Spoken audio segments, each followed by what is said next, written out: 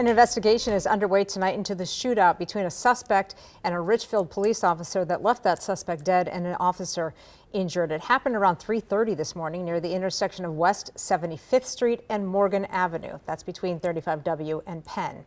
Ian Russell joins us now live after hearing from neighbors about what they witnessed. Ian?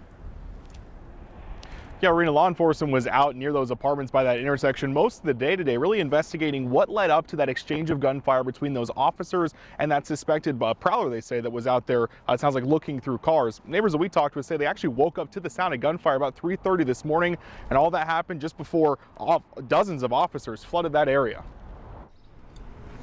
It's really safe, never had any issues here before, everything was great, and then this was kind of a shock. In the middle of the night, woke up to a sound of a couple shots, followed by like a ton of shots right afterwards. Luke Miller says his quiet Richfield apartment complex became anything but.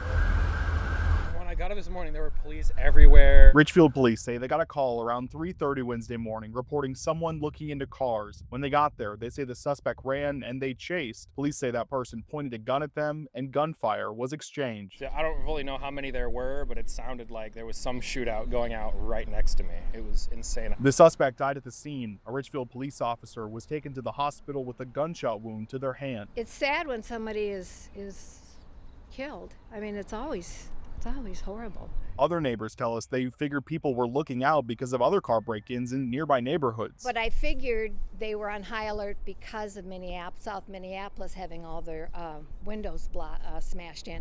Richfield police and the BCA were here most of the day Wednesday and had some roads blocked off. Miller lives in the building directly next to where this happened and actually is moving out today. We had to try, take the U-Haul in and not, impact any crimes. A sour note to end his tenure here on, one Miller says doesn't change his thoughts about Richfield.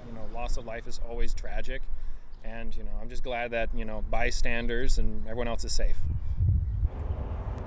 Now, I did reach out to the Richfield Police Department and the Minnesota BCA to see if they had any additional information to release today. Both said they would not have that today, and the BCA actually told me it could be a couple days before we learn more information about what happened out here earlier this morning in Richfield. Rena. All right. Thank you, Ian.